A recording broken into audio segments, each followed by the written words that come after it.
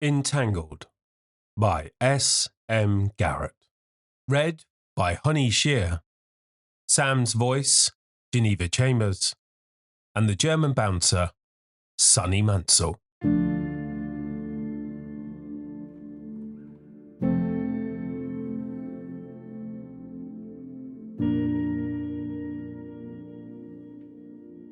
We became entangled on February 29, 2120, because tradition states that a woman may propose on the leap day. In front of friends, we masked the truth with tears of joy. That's the great thing about tears. They work at both ends of love. Sam's words, a memento she left behind, buried beneath these memories. Our 3 years together had proved time enough to know, with time yet to learn. We were the flotsam of 2 failed marriages, bonding over tequila and roller skates before swapping tales of hand-me-down trauma to seal the deal. Neither of us had close families or children, just an autistic cat and a desire to be the centre of someone's universe. Simple, beautiful, forever. It's funny how fleeting forever can be. One day, you're picking paint for the Home Office, and the next, you're told Sam's headaches have nothing to do with new glasses or dehydration, and will kill her in 6 months. Our benign conversations mutate. Grow becomes growth, and love, lesson to live. The fear of loss fuels our desire to go deeper and be more together, mirroring the promise emblazoned on the wall of Entangled PLC. A promise we embraced, but, like so many others, did not understand. I read in a journal that volunteers in the first wave had no pain meds because some quantum neurologist was concerned about nanoreceptor interference, whatever that is. Nobody knows how anesthetics work, therefore don't give them any. It's a simple decision for the doctor, not the patient. Depending on your viewpoint, it's a miracle or a curse that anyone survived the first wave, let alone achieved a successful entanglement. But we joked away the risks and exchanged easy drunken promises about funeral songs and scattered ashes. Spin Me Around by Kylie. It was my grand's favourite, I said. Chuck me in the sea. About time I learnt to swim, she replied, backstroking across the bed. I laughed because she needed me to, but we knew as clear as the cloud on her scan that Sam's wish would come true. We had no time for our life together, so in a concrete womb buried deep in the bowels of Entangled PLC's quarterly targets, 2 became 1. We both remember holding hands as we signed the flat screen held by the immaculate receptionist. Sam recalled a name, Rachel or Rachilla, but I'm not a detail person, so the name badge is blank. Yet I can still picture the chilling serenity of an android emanating from her eyes. No human ever smiled as sweet watching people sign themselves away. Maybe they didn't understand the risks. Maybe they didn't lie. Maybe we'll never know. If you're looking for someone to blame, you can read accounts written by other survivors. This is not a warning. I'm not advocating to punish those involved. They had their reasons and we had ours. Though the past few months have been agonizing, there was an exhilarating happiness in our entanglement. I want to share that to help me remember her, remember us. In the beginning, you're naked, save for some monitoring equipment and a glowing silicone cap, which made us look alien bald. We got high of a mist of drugs sprayed into our cells, dancing and playing like nobody was watching. 2 lovers leaping, pretending to be skinheads, pogoing to the songs in our heads. That's the last time we had different songs in our heads. Once the lights dimmed, the dancing ceased and pain began. It existed inside our bodies, our blood, our atoms, our electrons, and our brains. It buried deep into our private universes and exploded out. Everything you are, every cell, molecule, strand, and string gets stabbed, sliced, split, and reborn. Our contorted faces bit through skin cold with sweat. Nails dug deep, carving blood-drenched scratches that wept long after our eyes ran dry. We roared like demon mothers, wet, guttural shrieks that shredded our memories. The truth of entanglement is the first thing you share is pain. The agony binds you, mother and child, Mother and father, mother and mother, always the mother's pain. Born again, we slept, swaddled flesh to flesh. On the first day we can both remember, we awoke together, which differs from waking at the same time. One person will always wake up a fraction of a second before the other. Your breath changes, your eyes flicker, and you move with purpose, a twitch of a finger, the turn of a leg. The unconscious releases you and you regain control. Piece by piece, you slide into your body like some easy joggers, stretching, pulling, and twisting, as imperceptible as these movements are. They speak to your partner, you see each other, tight-lipped smiling, morning breath conscious, sharing a moment. You wake at the same time. Waking together is different. We woke together because we slept together, our bodies and minds entwined, floating in our void, a liminal space, suspended between the seen world and the unseen self. We weren't aware of each other at first. Lucid dreaming came later, but our synchronicity triggered as we rose to consciousness. We woke together, entangled. I saw the darkness of her eyes in the darkness of my eyes. As we opened them, the light flooded in, needle sharp, snapping our lids shut. It was funny. We laughed as one, which made it funny again, triggering a rush of endorphins that spiraled up and out. The giggle became a laugh, and the laugh wrapped around us, squeezing the night from our minds. We released everything we had into each other, a rapture of sensations elevating our souls. I held her. She held me. We held us. Eyes closed, bathed in the silence of breath. We shone in the darkness, reaching out from within, sensing, seeing, and exploring the shape of us painted in light. I was her, she was me. We were us. We lay as one in our white womb room, inside our world, outside of time, connected, not daring to let go, but knowing we would never have to. The physical touch acted as an anchor, whilst the second subconscious blended and resolved in the first, creating a third. When the nurse entered the room, we sensed fear in her voice as she urged us to wake. Perhaps some never returned from this place. It's easy to believe. We had forgotten the world outside of us. She called again. Her voice tugged on the frayed tether tying us to reality, and we allowed ourselves to be pulled in. We sat up, naked, inside and out. Open eyes locked together as tight as our minds, we shared the first thought. How will we make space for them? We smiled. I knew, she knew, I knew. Well, you get the idea. Other people existed. We would need to find space for their universe in our universe. We felt sadness, like babies clinging to the memory of the womb, longing for the simplicity of our shared unconscious, but forced to live in segregated reality. Is that the pain of twins, I thought? Yeah. Whispered Sam, her lips parting just enough for me to see the tip of her tongue. Is she flirting? But twins don't get to fuck like we will. My shock and embarrassment flooded the room, making Sam giggle again. The nurse watched. Seriously, Sam, not funny. I noticed my nakedness and lunged for the robe at the end of the bed. As I dressed, my brain trying to understand what had happened, I glanced at the nurse and apologised. Her face flickered from confusion to understanding in the space of a smile. I thought about saying something to Sam, but the words, what the fuck, leapt between us, prompting Sam to laugh, the sound cutting through the silence that had been ever present in the room. Neither of us had spoken aloud since the nurse arrived.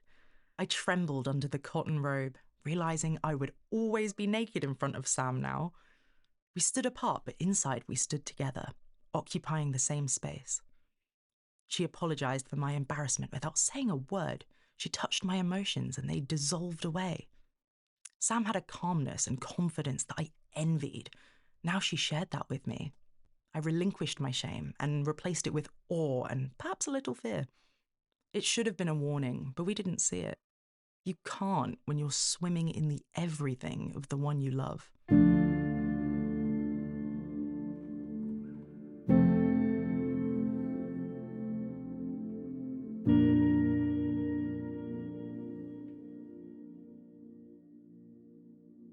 They won't let you leave straight away.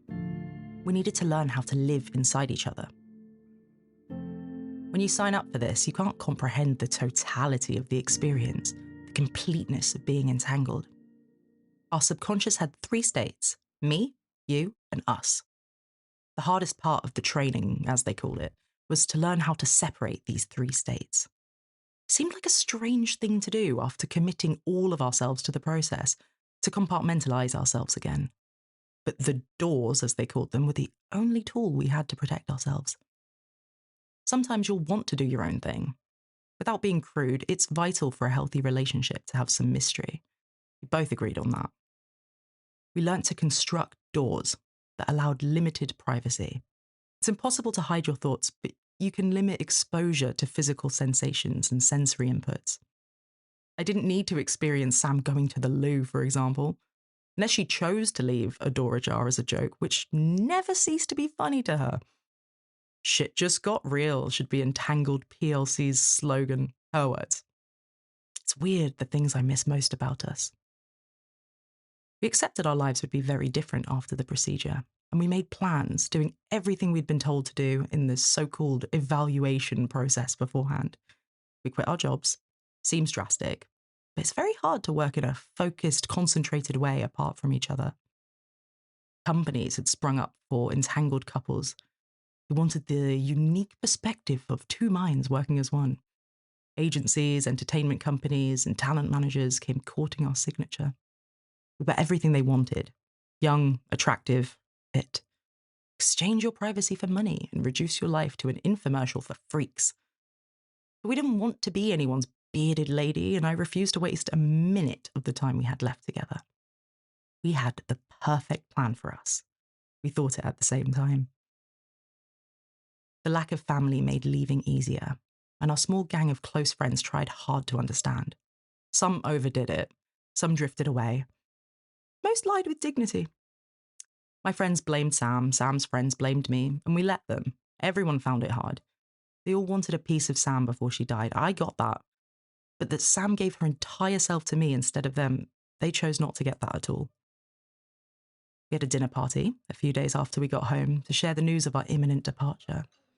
Those that came took it well. They understood. All except Terry. Sam's ex had been polite but cold towards me. They struggled with Sam's rejection, but they were so desperate to appear cool with it. Terry said as much many times. They pushed to stay friends when letting go would have been easier for everyone. I respected them for that. After all, they'd been together for a couple of years, and Terry loved her. But now, I know Sam never loved them back. They struggled with that lie, and being unable to hide that from me didn't make it easier to live with. Sam had always claimed she had no time for religion, but her buried Catholic schoolgirl guilt ensured she did her best to leave no sin unresolved. So I supported her in inviting Terry, even though she knew I thought it was a terrible idea. I guess I won't have to feel guilty about that for long. She joked silently as we chopped vegetables together. Gallows humour is funnier out loud. Trust me. I never understood why you have dessert at dinner parties if nobody lets themselves eat it. The way people refuse like it's a badge of honour, it's just weird. I took great pleasure in tucking into a second helping of a gooey gâteau watched by the assembly of envious twinks and gym bunnies when it happened. Started small. I noticed the change in Sam as I talked to Chloe about hotels in Thailand through a mouthful of sponge. I sensed a heat rising in her. Tiny chemical changes occurred as her body prepared to fight. Sam wasn't the flight type, but in our 3 years together, I had seen her angry just a handful of times. Didn't realise how well she hid it, something she'd learnt as a child to protect herself from slap-happy nuns. I liked to rage and roar. It helped me offload. Sam would go quiet and sad. I would go for a run. Sam would drown her anger in a hot bath. Now our entangled emotions were impossible to hide from each other, especially the negative ones. They run free like wild animals crashing through your safe space. As Sam became angrier, I tuned Chloe out. I could hear Terry explaining what they meant by a passing phase and thought you'd come back. Sam was rummaging through her arsenal of inflammatory responses and getting ready to fire. I didn't want tonight to end in tears, mine, hers, or Terry's, so I dived in front of the bullets, so to speak. Should have been as simple as tapping someone on the shoulder, but now her shoulder is a neural pathway and the tap a quantum stimulation of her synapses, which should have created a gentle tingling sensation. Unfortunately, I went in too hard. Sam grabbed her head in pain, snapped around as if I had punched her. "Get out!" Her words as loud in my head as they were in the room. "Sorry, I was just checking in." Get out! She tried to shut the door, but I was too far in. She slammed my head into imagined oak over and over. The doors may not be real, but the pain certainly is. "Fuck off!" The words had left my lips before I realised. Our brains struggled to control inside and outside voices. A torrent of abuse, said and thought, flowed between us. We didn't notice our guests leave. Our first entangled fight, the first time we had hurt each other. Nobody had explained the pain we could inflict with our thoughts. When you write it down, it seems obvious. We said nothing but shared everything. I lived her anger and sadness, and she resisted my fear and protection. We tried to stand our ground, as we had always done, but as quickly as the storm began, it faded away. Anger and fear are born when trust splits like an atom, blasting reason and love aside. You can't split trust when it surrounds and envelops everything between you. We could see past the exterior and understand the truth of, "I didn't mean to do that," in the technicolor of our minds. No matter how much you trust someone, there are parts you will never see. Trust is belief and faith. Entanglement is the power to look a God in the eye and know truth. My apology lifted her, and they danced together. We reached for each other. As I pulled Sam's t-shirt over her head and flicked her bra open with one hand, I thought about how much Terry would have understood her better if they were entangled. Sam laughed so hard she micro-vomited on me. Screaming with mock outrage, I scooped her up and ran to the shower. Our clothes fell away as our minds opened to each other. The hot water became a conduit, flowing over and between our bodies. Touch became thought, became rapture, enveloping us as we disappeared from the world and made love under the gaze of our universe. The next day, we left.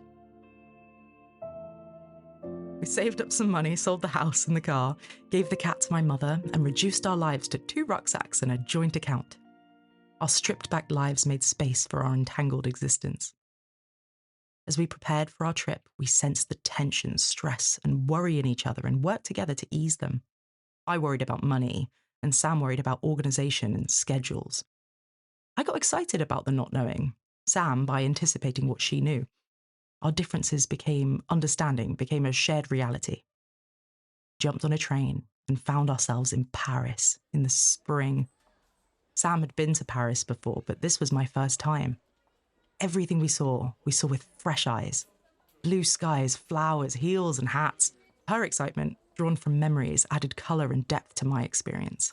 For her, my childish wonder conjured new delights from old places. But neither of us was prepared for the joy of bread. On our second day, I roused us before dawn. Sam was begrudgingly becoming a morning person as our sleep habits converged, but I still had to entice her with the promise of sunrise and breakfast to get her dressed.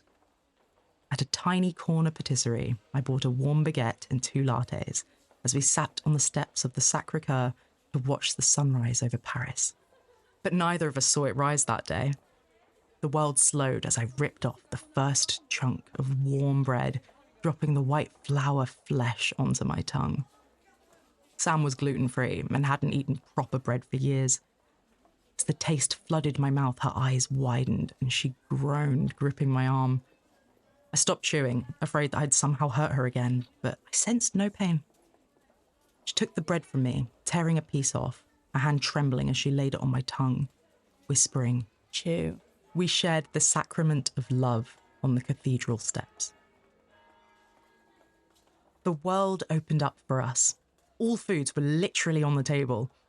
We spent the next 3 days eating and drinking, tasting new, old and forbidden things. I'd never tried cashews or peanuts. I'm allergic. Still not sure what the fuss is about, but it was liberating to try. Our senses stretched and flexed. Every day we found new ways to explore the world and each other. I noticed the synesthesia first, our senses melding and merging, stimulating and enhancing one another. I would eat and she would smell. Sam would hear and I would taste. We would see everything together. Love came in many colours. Blue for nature, brown and green for food, pinks and violets for the sun, and teal for the rain. A rainbow spectrum of love that flows out, combines, then splits, reforms, strong and constant. Our entangled state became an amplification of experience, emotions, touch, sight, and sound. Oh, the sounds.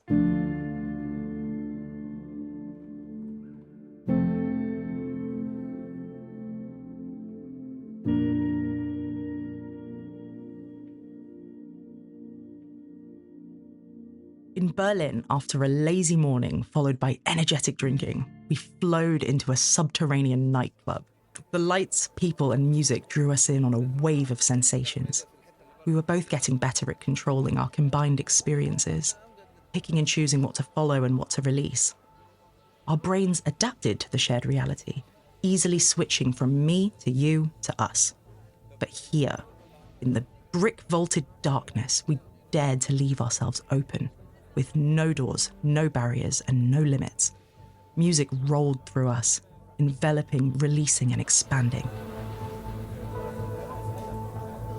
Bass was dark, mids warm and welcoming, the treble tight and bright.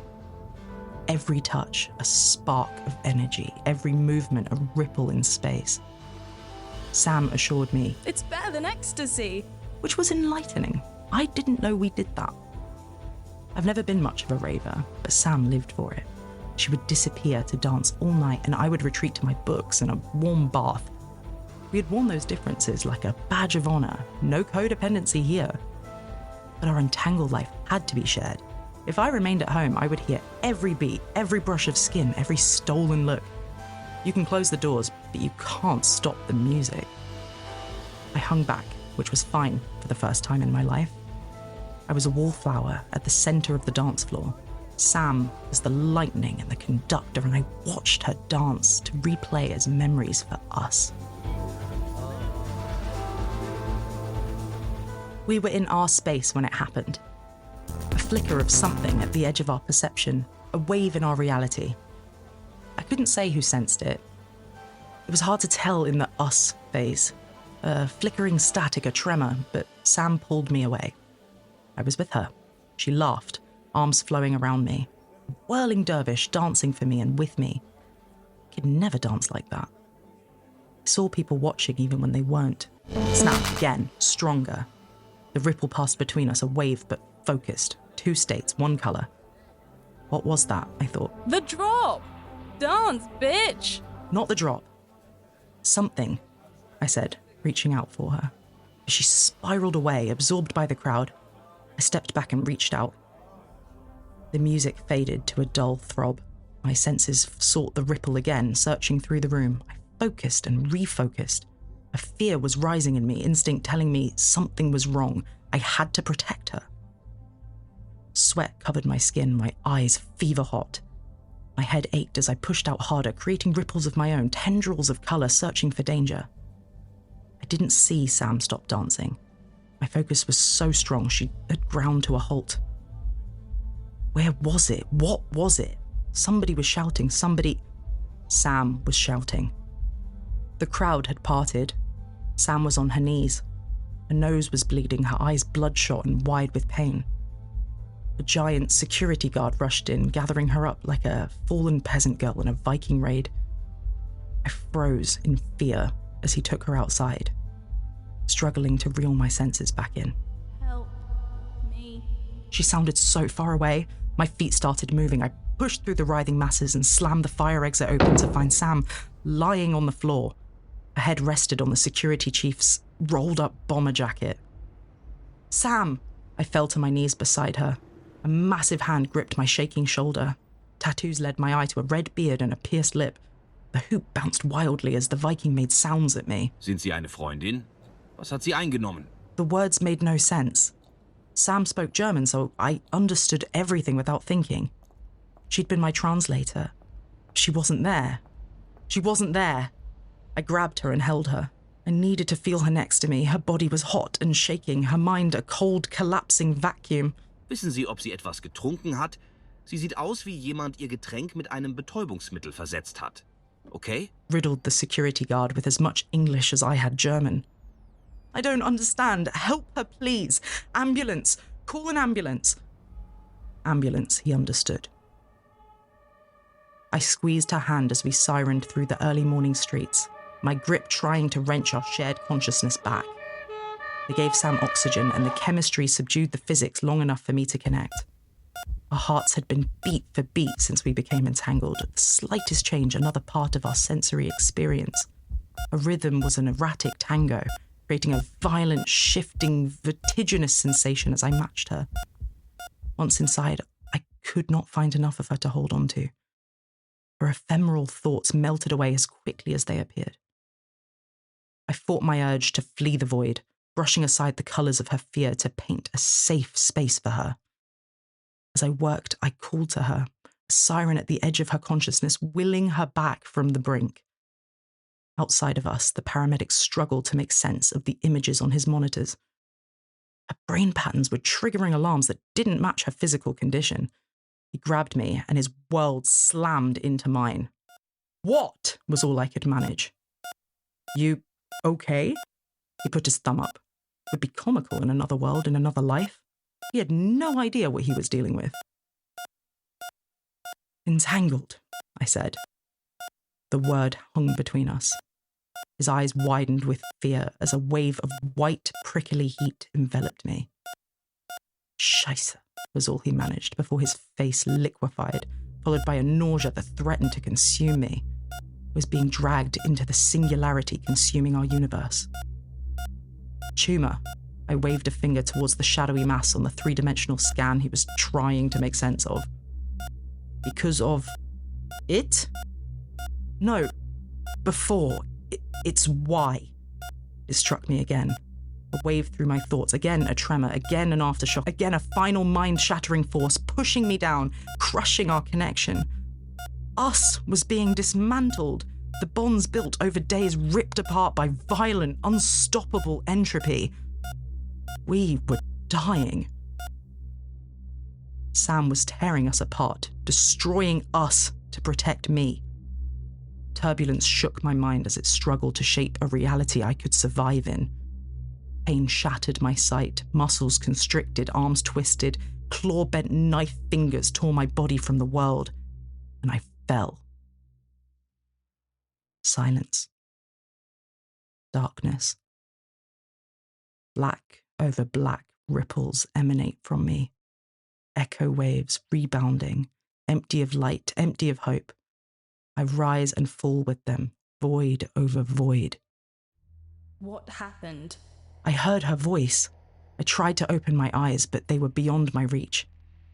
Her thoughts were a black, twisting sea deforming space. The infinite, creeping darkness of death. "Sam!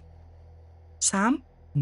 The words slipped from me as waves of colour beyond sight rushed in and ran through me, filling me, becoming me. I was drowning in fear from the inside out, consumed and absorbed. What happened? An echo? Had she spoken again? There was no way to know. "Where are you?" I said, with all the calm I could summon. But my fear coloured the words. They sparked and crackled, energising the turbulent space inside turbulent waves. Deforming, crushing, stretching, twisting. I wanted to search, to reach out, but a force held me in place, frozen and blind. An invisible line I couldn't cross. I can't see. The fear in Sam's voice cut through me. I struggled again and felt the space give a little, but the respite was brief. I rose high on a wave into the darkness and saw Sam far away. She was darkening, oppressive, anti-colours spiralling from her, radiating out and pushing upwards. I dropped into the depths again, submerged, drowning in our fear upon fear, feeding back in an ever-tightening loop. I'd lost control and Sam was slipping away. Invisible in the darkness, my body strained, forcing a last breath of love. I lift leaf light through black air, reaching, I clasp firefly atoms. Falling, I shatter the darkness into a world of colour. Alone. The wind blew no more. I scream. Porcelain me shatters through strings, electrons, atoms, and cells, painting a bloody shroud on hospital sheets. I bend and arch my back against restraining hands. Fear rips through my throat and shreds my wrists. My eyes straining to break free as the needle slides into my neck. I collapse through the world into oblivion.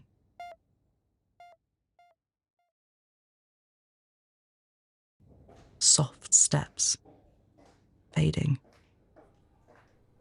Flash of metal on a distant shore. A faint breeze. It starts with warmth. A subtle updraft lifted me through the void. Nothing became black, became darkness. It was no longer empty. Feel of me, my warmth, my breath, my darkness ceded to light. I drag my broken self onto the shore and watch the sunrise. The metronomic beat of a heart monitor became the rhythm of my world.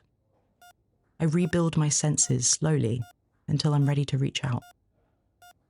Touch the world beneath my fingers and open my eyes. Fractioned reality reforms around me, the edges sharpened by pain. Every part of me is half of me now. The tears are mine alone. Entangled PLC hid their fear behind charts and graphs, whilst they rewired me, rebuilt me, then released me. After a week, I walked to the morgue and gazed upon her cold grey shadow. Friends reappeared and helped where they could. We travelled back together, and someone arranged a funeral somewhere. I had nothing to bury, nothing to say goodbye to. Just an empty grave cut deep into my soul. Time passes. I stand on a seashore to fulfill a promise made in another life. The memory of our words is all I have left. A fire-baked shadow is dust in my hand. I let go, waiting to feel something. Hope, connection, a lifting of the fog of grief. I'm empty, infinite, and impossible to fill. The wind lifts, the sea laps, and the sun warms my face, drying salt paths through yesterday's makeup. I hold time in my breath and wait for the end. My eyes close. The darkness is mine and mine alone. Until, at the edge, swirling sun patterns drift through my vision, shifting ripples and waves. Waves. Tremor runs through me. I open my eyes. The world is waiting. Frozen waves glisten, caressed by unseen light. Over them, around them, through them. The surrounding sand shimmered with drifting light waves over and over. I was inside. Hey. The sound rose through the sand, the wind, the sea. Sound was a thought, an idea, a dream, and my reality. It was Sam. I held my breath, or possibly I wasn't breathing at all. I waited. Thank you. I laughed, and the world shimmered. A spectrum of sprites danced away from me. For what? It wasn't words, just the idea of words. Bringing me here. I promised. A wave, the colour of love, flowed over the world. I gasped, breathing Sam in, and the sea followed.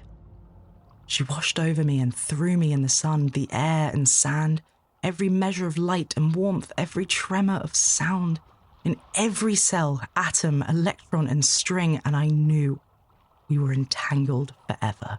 Me